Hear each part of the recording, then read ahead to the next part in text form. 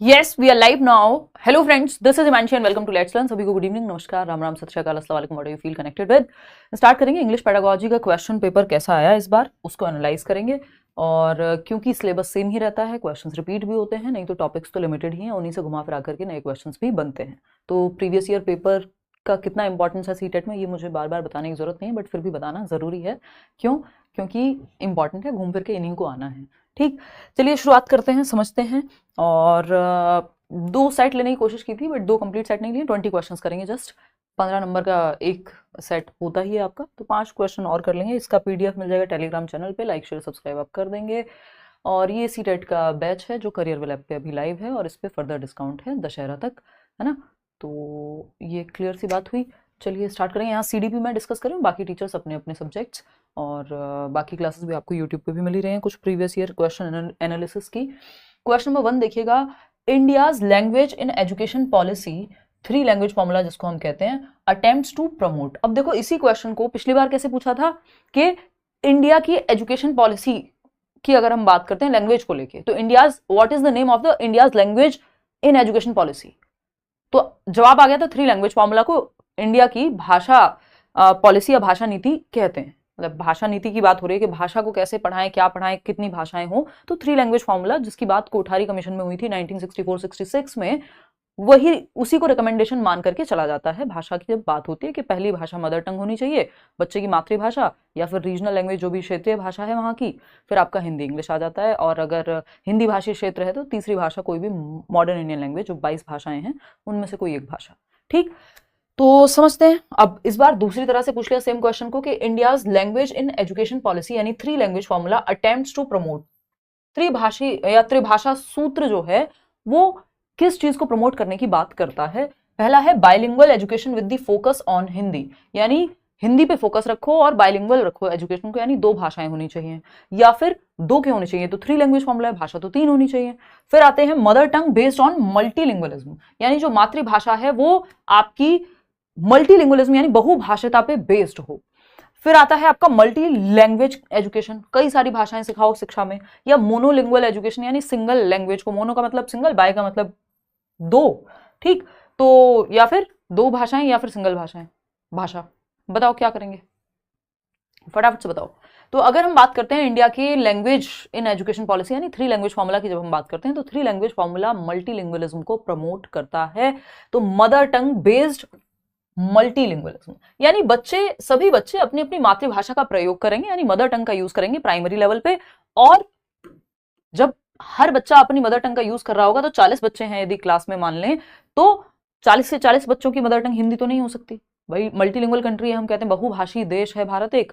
तो हो सकता है किसी की मदर टंग पंजाबी हो, किसी की गुजराती हो, किसी की मराठी हो, किसी की हिंदी हो, किसी की अंग्रेजी भी हो सकती है, किसी की संस्कृत हो। हालांकि आजकल बहुत संभावना कम है संस्कृत की, बट हो सकती है ना।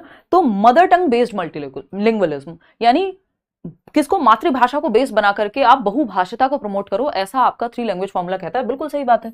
जो फर्स्ट लैंग्वेज है या जो मीडियम ऑफ इंस्ट्रक्शन है वो क्या होना चाहिए, निर्देशन का जो माध्यम हो भाषा में, वो मातृभाषा होना चाहिए। बच्चे की मदर टंग में आप उसको शिक्षा दीजिए प्राइमरी लेवल पे, यानी क्लास 1 to 5। ठीक, तो जब सब अपनी मदर टंग का प्रयोग कर रहे होंगे तो क्लासरूम जो है वो मल्टीलिंगुअल वैसे ही बन जाएगा, बहुभाषी ऑटोमेटिकली ही बन जाएगा बाय डिफॉल्ट ही।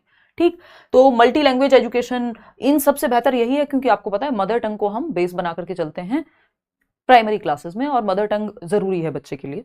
ठीक, तो ये एक सिंपल बात हुई। आगे बढ़ेंगे। इसी क्वेश्चन को ट्रांसलेट करके हिंदी में भी पूछ लिया होगा, क्योंकि क्वेश्चंस आजकल सेम ही रहते हैं जब से पेपर ऑनलाइन हुआ है, हिंदी हो चाहे इंग्लिश हो। ठीक, फटाफट से क्वेश्चन पढ़ के बताइएगा। What is a short story which has animals as the main characters and teaches an explicit moral called, यानी एक ऐसी स्टोरी, एक शॉर्ट स्टोरी है, उसको क्या कहेंगे, है क्या उसमें, has animals as the main characters. Animal जो है वो मेन कैरेक्टर है ना। वो कौन सी, मोगली में तो इंसान है मेन कैरेक्टर, मान लो इसी तरह की और भी कुछ आपको स्टोरीज मिल जाएंगी जिसमें एक एनिमल है, कोई शेर हो सकता है, कोई और हो सकता है, जो कोई फॉक्स हो सकती है, लोमड़ी हो सकती है, जो मेन कैरेक्टर हो, and teaches an explicit moral. अब एक आपको नैतिक शिक्षा दे करके जाता है ये कैरेक्टर। ठीक, इसको क्या कहेंगे। पहला है कि होता है ना अंत में मॉरल ऑफ द स्टोरी ये है ना, कि इससे हमने ये सीखा, ये कहानी हमें सिखाती है कि झूठ बोलना पाप है ना। देखिए, तो फर्स्ट ऑप्शन क्या है, साइंस फिक्शन है ये। देखिए, साइंस फिक्शन में टेक्नोलॉजी की, इनोवेशन की कुछ ऐसी बात जरूर होगी, है ना। स्टोरी है, मूवीज में भी साइंस फिक्शन अपने आप में एक जॉनरे है, मतलब बहुत सारी मूवीज आप लोग देखते हैं। अभी शायद हमारे जो बॉलीवुड में आई थी, कल की नाम था आई थिंक, हाँ, तो कह सकते हैं उसको, तो मूवीज भी तो स्टोरीज ही है ना अपने आप में। तो साइंस फिक्शन तो ये नहीं है, क्योंकि यहाँ एनिमल्स की बात हो रही है और मॉरल ऑफ द स्टोरी की बात हो रही है। ठीक, ट्रैवलॉग, अब ट्रैवलॉग में भी क्या है, वृतांत है, यात्रा वृतांत है कि आप गए थे कहीं, फिर आपकी यात्रा ऐसी रही, ये इन लोगों से मिले, जो भी आप यात्रा के बारे में लिखते हैं। जबकि यहाँ एनिमल और उसकी दुनिया के बारे में बात हो रही है, मॉरल यानी सही और गलत के बारे में बात हो रही है, ना कि यात्रा के बारे में। फैंटेसी है, तो फैंटेसी में टोटल इमेजिनेशन होती है या फिर फेबल है ना। फैंटेसी में जरूरी नहीं है चीजें इसमें मॉरल की जरूरत हो, फैंटेसी तो कुछ भी हो सकता है कहीं से भी, है ना। वो कौन सा गाना है, आजकल बहुत बार मेरे दिमाग में फैंटेसी आता है, जब हम ईगो डिफेंस मैकेनिज्म पढ़ेंगे तो हम डिस्कस करेंगे, है ना, कि मैं आ कहूं तो आ जाए, मैं इश्क कहूं तुझे हो जाए, ये तो वो फैंटेसी का ही उदाहरण है ना। नैरो अप्रोच है, उसको फिलोसॉफिकली देखेंगे तो डिफरेंट हो जाएंगी चीजें, बट ये क्या फैंटेसी का ही उदाहरण है। जब आप ईगो डिफेंस मैकेनिज्म भी पढ़ेंगे तो फैंटेसी में ही आएगा। तो इमेजिनेशन में तो आप कुछ भी सोच सकते हो, है ना। फिर आते हैं लास्ट ऑप्शन पे, जो कि सही भी है, फेबल। फेबल जो है एक कहानी है जिसमें एनिमल्स को एज मेन कैरेक्टर्स हम यूज करते हैं और लास्ट में कुछ एक मॉरल भी होता है। तो fourth option is the right answer over here. आगे बढ़ेंगे क्वेश्चन नंबर 3 पर। देखना क्वेश्चन नंबर 3 क्या है। ये कहता है which of the following statements are correct. क्या पूछा है, 4 स्टेटमेंट दिए हैं और 4 में से करेक्ट कौन सा है, यानी सही का चुनाव करना है आपको। फटाफट से बताओ।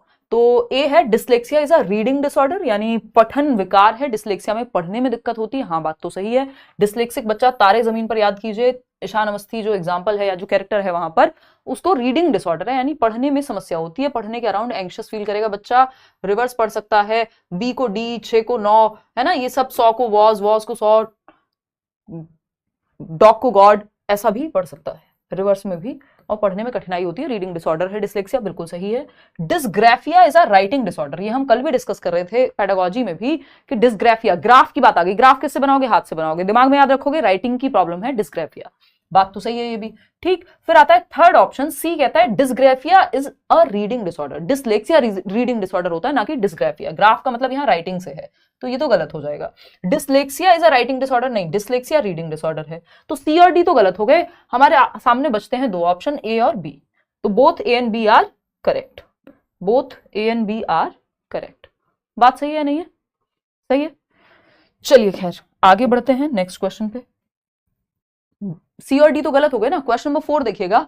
रीटा एक गवर्नमेंट स्कूल टीचर है। Rita a government school teacher uses visual devices and language games to teach English to class 7th students. Which principle of teaching is Rita applying. मतलब रीटा एक गवर्नमेंट स्कूल टीचर है, विजुअल डिवाइसेस का use कर रही हैं, देख करके बच्चा भाषा को सीख पाए, कुछ पिक्चर्स हो सकती हैं, कुछ और इस तरह के फ्लैश कार्ड्स हो सकते हैं, है ना।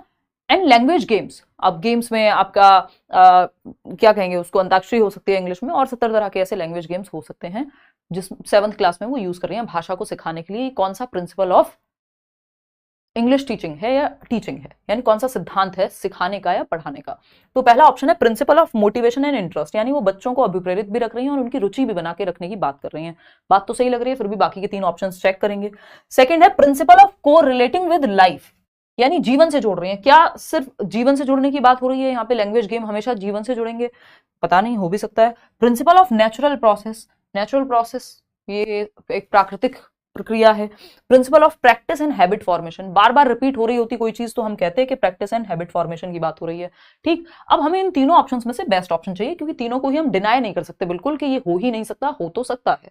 ठीक, सॉरी, तो principle of motivation and interest, यानी एक तो बच्चे मोटिवेटेड होते हैं जब, और उनका इंटरेस्ट बढ़ता है जब उनको कोई चीज दिखा करके सिखाई जाए। जब हम कहते हैं कि लर्निंग स्टाइल्स हैं 3, सीखने के 3 स्टाइल्स हैं, अधिगम के 3 स्टाइल्स हैं, और फटाफट से आप मेरे साथ बताएंगे कि कौन से स्टाइल्स हैं। तो अधिगम शैलियां जिनको हम कहते हैं कि बच्चे 3 तरह से सीखते हैं, ज्यादातर बच्चे जो हैं वो 3 तरह से सीखते हैं, 3 मुख्य स्टाइल्स हैं सीखने की। ठीक, विजुअल, ऑरल और काइनेस्थेटिक। ठीक, अब विजुअल मतलब देख करके, बजाय कि बोलने के या कुछ लिखने के, आप कोई इमेज दिखा दीजिए, कोई नॉवल पढ़ने की बजाय आप पिक्चर दिखा दीजिए, ज्यादा लोग इंटरेस्ट लेंगे। रीजन क्या है, 65% जो लर्नर्स हैं उनका जो इंटरेस्ट है वो विजुअल लर्निंग स्टाइल है उनका, उनको दिखा करके कोई चीज सिखा दो तो भूलते नहीं है।